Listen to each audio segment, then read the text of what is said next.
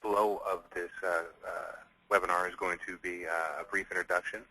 I'm going to introduce our speakers, John Hedges from Hedges & Company, and he'll speak for approximately 10 minutes. And then Dana Nevins, CEO of Web Shop Manager, he'll speak for 10 minutes. Then we will do a question and answer, a 10-minute section at the end of their speeches. One of the things I just want to talk about, kind of an overview, to apply online marketing strategies and to maximize your revenues through your channels at trade shows, you really have to kind of have an understanding of the fundamentals of marketing. You have to understand your audience. You have to understand what's available to you and how to leverage it traditionally and online. We're really excited about this year's SEMA show, and I hope you guys have a successful show, and we can build off this momentum into really a successful 2014. That being said, let me introduce our speakers. We're going to have, again, John Hedges from Hedges & Company.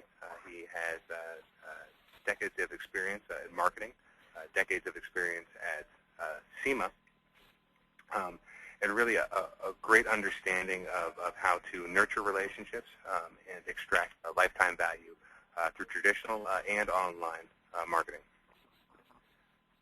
Dana Nevins, CEO of Web Shop Manager, which is cutting-edge automotive e-commerce technology, has 15 years direct industry experience, manages hundreds of successful e-commerce stores that do hundreds of millions of dollars in transactions. That being said, I'd like to turn it over to John at Hedges & Company to talk about his attendance too. Hopefully we can give you some great ideas. Our goal is to give you some actionable ideas you can still implement for the SEMA show, which is coming pretty quickly. And a lot of these ideas can work for the PRI show as well. So we're going to talk about strategy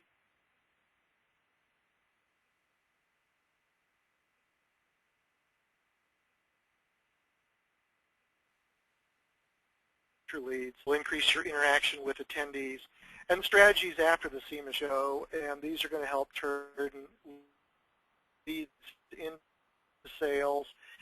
And we're going to show you how you can use the SEMA show to actually increase consumer demand, even though consumers are not allowed into the SEMA show. So if we could go to the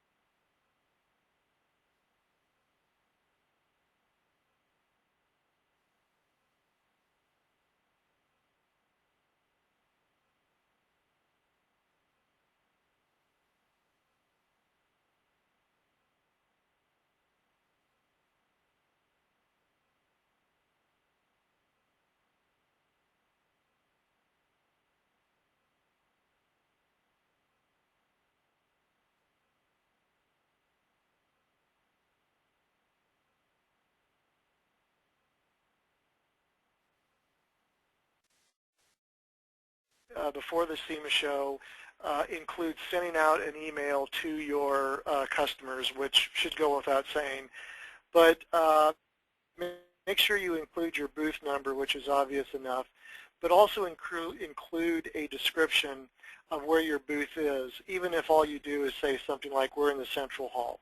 The reason this is so important is many attendees come to the SEMA show every 2 or every 3 years. So a lot of buyers are only going to be coming part of the time. About half the buyers are going to come every year. Here's a layout of the 2013 SEMA show showing changes just from 2012. So a lot of sections have moved, most notably business services, which went from the North Hall to the South Upper Hall. and some booths are even across the alley in the LVH hotel. So the point is, landmarks that your customers are used to seeing may be different from last year and are probably different from 2 years ago if that's the last time they came to the show. So let's go to the next slide and talk about an elevator speech. You're probably familiar with an elevator speech. This is the short pitch that quickly summarizes your company or your products or your services. You want to keep it short. You've got to be able to grab an attendee's attention quickly, and you only have about 30 seconds or less. So this is why it's very important to go through what your elevator speech is. Don't assume that everyone working the booth knows what to say. Also, many manufacturers tend to think in terms of product features, but it's helpful if your elevator speech emphasizes benefits. Think about what's in it for the customer. And try and make your elevator speech conversational, and try to ask a question. Like, can I show you our new widget that will make you a guaranteed 35% profit margin, or something like that, to put it in terms of what's the benefit to the attendee. Other strategies to implement during the SEMA show are having a product display or a product demonstration. Most attendees report being attracted to a booth because of a product display. That's the #1 reason, followed by a car or truck on display, the overall design, the overall aesthetics of the booth, or a demonstration of your product. These are the top 4 reasons. And then when you get to #5 and so on, there's a big drop-off. And these include things like having a model or having contest drawings within the booth. So these top 4 things are really what you should focus on. The numbers here add up to more than 100 because this was from a select all that applies question. But it's important to note that the #1 and #4 reasons are all about showing off your product. Anything you can do either with the product itself or with an interactive display or a video or anything like that is going to help get attention. And the added benefit of having a video, if you can do that, is being able to post it to YouTube or embed it in your site after the show. Here's another strategy that is useful to keep in mind. Think of your booth surrounded by an imaginary fence. And this is especially true if you have a 20 by 20 booth or larger, where attendees can walk into the booth. If you think of your booth surrounded by this imaginary fence, it kind of helps you think of ways to get people to cross the fence. Attendees are going to be walking down the aisle. They're sizing up every booth. They're trying to figure out, is it worth their time to stop and cross that imaginary boundary, or do they stand at a distance and try and figure out what's going on, or do they keep moving and walk down the aisle? And this is where your elevator speech comes in handy. You should have some way of getting attendees' attention at the perimeter of your booth. Try to get people to stop and consider crossing that imaginary boundary. If you have enough people staffed at your booth, if somebody's not busy with a customer, it's a good idea to have them at the outside perimeter of your booth with their elevator speech, or if you're giving a giveaway out or whatever it is, but have somebody at the outside perimeter, and their goal is to engage people walking by the booth and try and get their attention and get them to cross that imaginary boundary and enter your booth. If you can get them to cross this fence, so to speak, get them interested, they're much more likely to come into the booth. Once they're into the booth, the likelihood of them turning into a qualified lead jumps significantly. So this is a good way to just maximize your effectiveness on the show floor. Other strategies to employ during the show: attendees will definitely respond to a show special. So make sure you're offering them something. And also, don't forget consumers. Consumers are not allowed into the SEMA show, but that doesn't mean you can't market to them. Consumers are online during the show and during the weeks after the show, really interested in what's going on at the show. There's sort of a mystique about the SEMA show with a lot of consumers because they're not allowed into the show. So this is a good time to use your social media accounts. Make sure you're updating your blog if you have a blog on your website. Update it daily. Just give people something to read. They're hungry to know what's going on. Also, for more visibility, make sure you use the hashtags SEMA Show and Apex 2013 on your Twitter accounts and on your Google Plus accounts.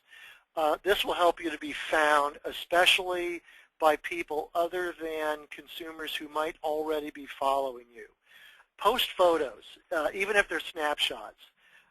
Consumers are always looking for photos, so post photos on your blog, TwitPic, wherever you choose to do it.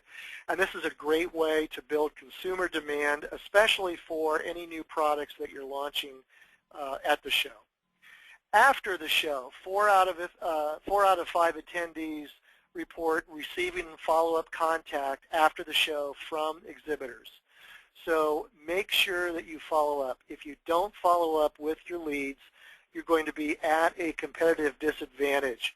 So make sure that you do that. And after the show is a good time to extend your show specials to get a little bit more life out of those. So after the show, continuing on that theme, attendees can easily get overwhelmed on the floor of the show with print materials.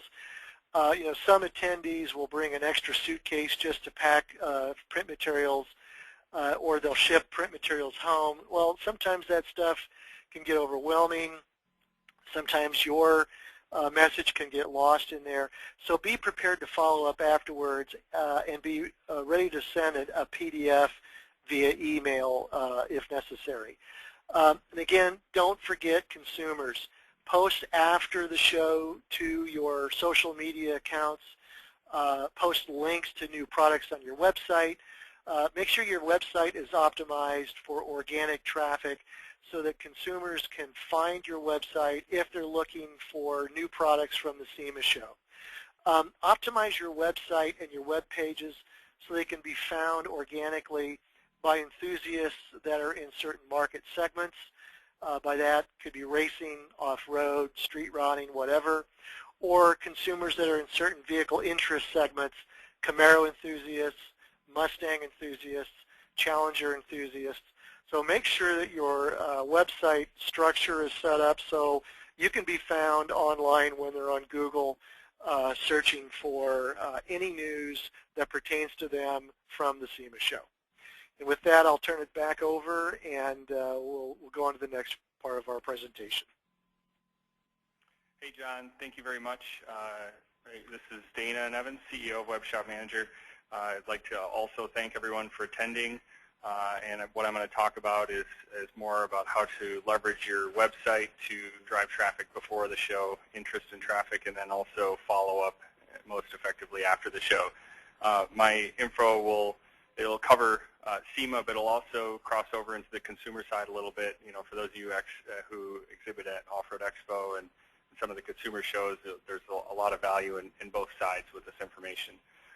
One of the most important aspects, in my opinion, is to set your trade show marketing goals ahead of time. Not necessarily just the goals of the show, but the goals of your marketing strategy around that, such as how many prospects and opportunities and sales you hope to achieve. If you work with your team to set real goals, write them down and share them with your team, you'll increase the likelihood of achieving them significantly by creating more accountability and team ownership in those goals. Also spreading brand awareness, increased perceived brand value, increased website referral and direct traffic, increasing your social traffic and more importantly followers, increasing your drip marketing signups as well. We all hope to make deals at the show, but the real opportunity, in my opinion, is in the long-term value you can create for your business through new contacts and ongoing relationships. Next, we'll talk about how to create buzz at your booth through your website and social networks. One of the biggest things I'm a fan of is changing out the hero image on your website. The hero image is the big banner right on your home page. make it prominent, make it known to everyone that you're going to be at the show, and go all in, and better yet, maybe even set your website background to represent that you're going to be exhibiting at the show and introducing a new product or whatever. You want to have a contest entry for sign up at a trade show. As John mentioned, contests themselves aren't necessarily going to draw a lot of traffic to your booth, but what it does create is multiple touch points both before and after the show. Before the show, you're promoting the offer heavily. At the show, you do the giveaway, and then afterwards, you can announce the winner. So you've got those it's things you can do beforehand to create buzz and get people talking about your booth. You want to think out of the box. You don't always want your typical booth set up with the big screen monitors and pretty women. You want to think out of the box. Something as kind of interesting as putting a putting green on your booth and putt to win. So it doesn't have to be complex or expensive, but everyone likes to play putt-putt golf, and you can tie that into your marketing materials. Even a recent trade show I went to, there was an exhibitor there who had a 20 by 10 booth that was nothing more than their logo across the back of it and a couch at one end. So every person who walked by asked, what the heck's the deal here? So just thinking out of the box and creating buzz is a great way to drive more traffic. You want to promote your trade show presence on all your social networks ahead of time. You want to get on their agenda. As John said, 4 out of 5 people have an agenda going into the show, so you want to make sure you're on that agenda. Creating buzz about the trade show presence within your own organization. You want everyone on your team talking about the big event and promoting it within their own internal networks, as many of your employees are within the same community. Identifying your call to actions. Consider your call to action in everything. It's really the key to achieving your goals. Your pre-show webinar and drip marketing, visits and leads, website signups, your booth, of course, booth handouts, brochures, presentations and demos, and your post-show follow-up emails. Properly identifying your call to actions is one of the most important aspects of achieving your goals. Everything you do should align with promoting and getting people to your call to actions, which drives your overall show goals. Next, we'll talk about direct trade show traffic on your website and social network pages. A real popular thing now is utilizing QR codes to direct people to a landing page on your site. Not everyone uses QR readers, but for those who do, it's huge. It also allows you to tailor a specific experience for them, such as a page that directs them to follow you on Twitter or sign up for your newsletter. As John mentioned, promoting a SEMA show hashtag to create buzz. This also allows you to follow up after the show and search for people who've used that hashtag and interact with them through the social networks. Creating a Foursquare location at your booth. Yes, your booth is a physical location, so you're able to actually create it as a location just like the local Starbucks on the corner. It's surprising how many people will actually check into your booth giving you a brand endorsement rather than the show's Foursquare location. And directing trade show traffic to download collateral and promotional materials from your website. Your marketing materials should promote any website collateral you have for downloads, such as marketing materials or other product literature. Not everyone wants to carry around a 10-pound bag of catalogs, so make it easy on them.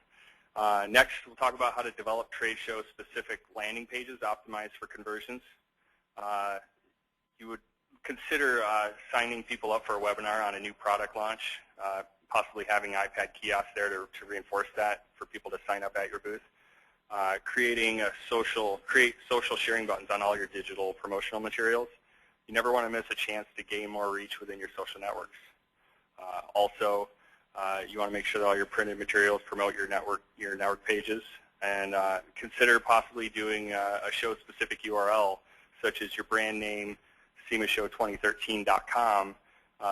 That's easy to remember, and it goes to a landing page with email sign-up and social networking pages all in one. You might also consider doing a coupon code for your e-commerce checkout that ties into the show. So you might say SEMA Show 2013 gives them a discount on your own website.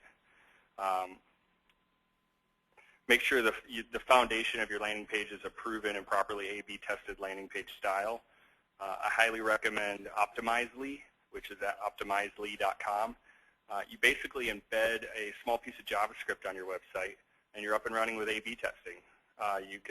Once that piece is in there, they have a way to manage the colors of buttons, like your Add to Cart button or different sign-up buttons and text styles on your site. So you could essentially be doing A/B testing without ever having to talk to your webmaster and get some great traction that way. Your entire site, but especially your landing pages, should be optimized for mobile, since nearly 100% of your traffic on the show floor is from mobile devices. On the next, we'll talk about how to utilize best practices for converting trade show traffic into buyers. An upcoming trade show is not the time to introduce a new landing page format. You want to be reusing a format that's tried and true, and with that, you want to be very careful about launching a new website the week of a trade show. It can go very well, or it can go very poorly. We've seen both happen. The ideal scenario, if you do want to introduce a new website along with the trade show and probably a new product announcement, would be to do a soft launch 2 weeks prior. And if that's not possible, hire a focus group or do a focus group within your own company to really make sure that website and the new website is totally tested and flushed out. You want to get your entire team's input, especially your sales and biz dev team before the show. Your team knows your customer the best. Get their input not only in the planning stages, but leading up to the show with the final product. And one of the most important pieces really that due diligence testing, going through every part of your campaign, from your website to your analytics tracking, everything to make sure it's working. I have kind of an interesting story. A dear client of mine that's been with me since the very beginning called me up, and he's in the service industry actually, but he called me up and he said his sales were down over the last couple months. He just couldn't figure out why. He said he let his SEO company go, but they didn't change anything, so nothing should have gone away. And he was asking me for a recommendation on a new SEO company, and I was actually calling him back, and I didn't have my cell phone with me at the time, so I just used the number that was on his website, which is an 800 number. I dialed it up, and sure enough, it was disconnected. So here for 5 months, anyone who tried to call him from his website thought he was out of business. So something so simple can go so wrong and just potentially wreak havoc with your overall strategy. So with that, you want to make sure that your entire company knows why you're going and why it's important to your company's long-term strategy. You really want your entire team to buy into it and be on board with you. So thanks, everybody. I'll hand it back over to Matt. Thank you very much, guys. That was very informative. We already have 4 questions lined up here. You guys that are attending the webinar, you are on mute right now, so if you have questions, please feel free to type them in. We'll start with these 4 here and see what we have left as far as time goes. The first question is for you, Dana. How do you track the success of your new banners versus regular traffic? So I guess the question there would be, if you were to optimize for a trade show or create specific banners or hero images inside of your website, how would you differentiate that versus regular traffic? Is there a way to monitor that to make sure that you're on the right track? Yes, actually, that's a great question, because if you're not able to track the results, you really kind of driving blind. Most of the analytics software packages allow you to set up funnels. If you're using Google Analytics, you can actually create a funnel. And so if you had a hero image on your home page, clicking that would link into a landing page or a page with more information about that. And so you'd be able to set up a funnel to track the conversions, and maybe it can, if that landing page has a sign-up form on it to get more information or set up a consultation, the funnel can go all the way through and track not only how many people went all the way to convert, but how many people made the first step or the second step and how far they got. If we use a marketing automation platform called HubSpot, and it has some great tools to track different marketing campaigns, and it'll actually tie in an email blast to clicking a banner, to going to a landing page, to signing up for a form, and then downloading a piece of collateral. So hopefully that answers your question. Thank you. The second question, actually the second and third question, I'm going to combine into one question and allow both of you guys to answer it, and I'll start with you, John.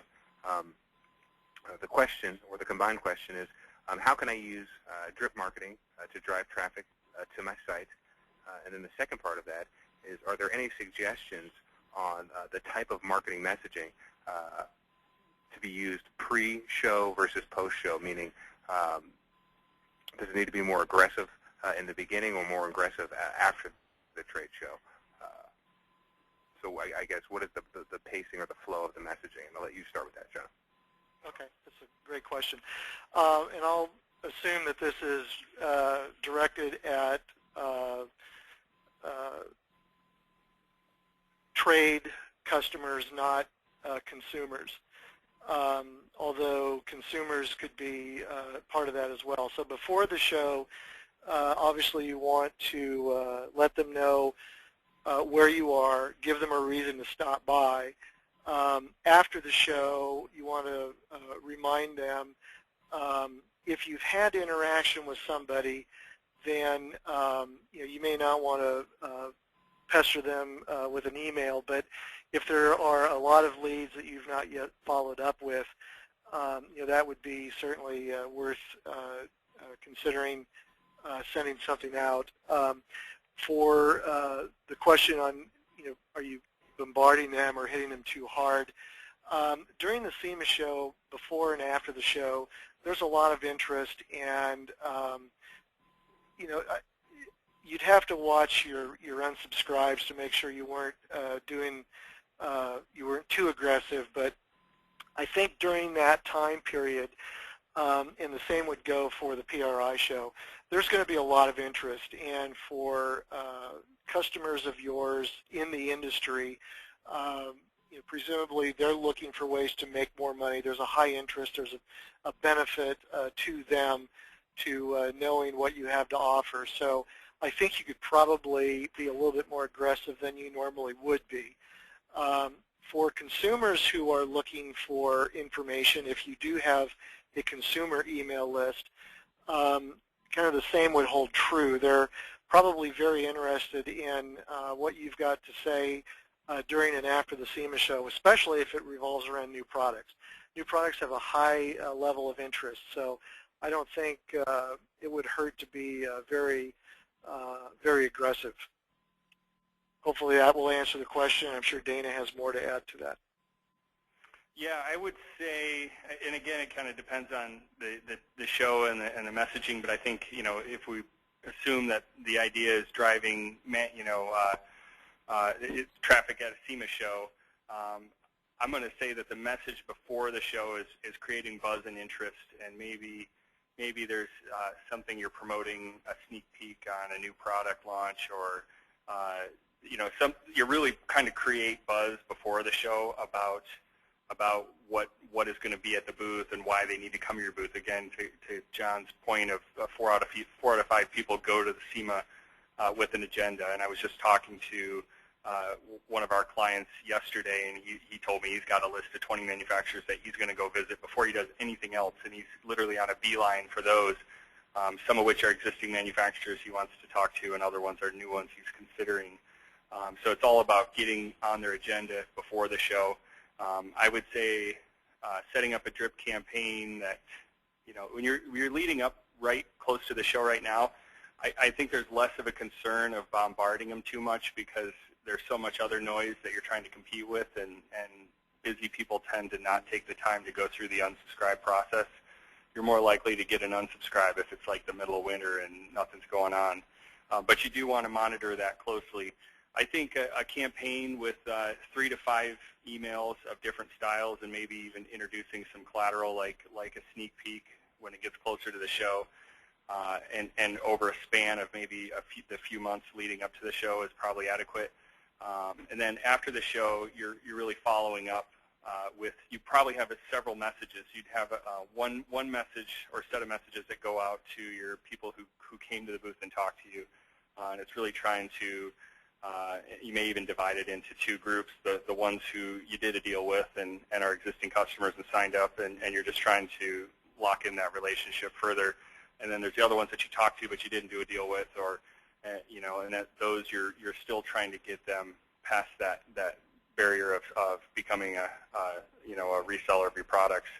And then you have the rest of your email list who you're probably getting back into a normal flow with, that would be the people who are on your mailing list that maybe you didn't talk to at the show.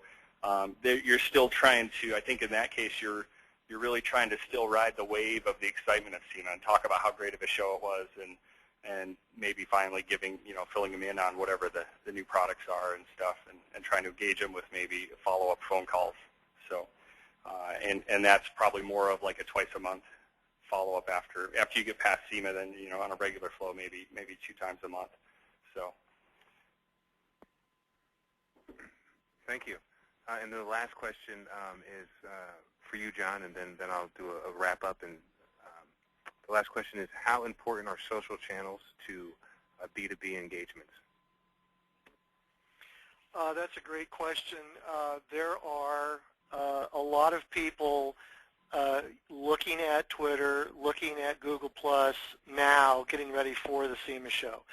So I would say it's incredibly important. And another thing to keep in mind, the line between organic search, paid search, and social media is more and more blurred. So the more activity you have on Google Plus leading up before the show also has organic benefits.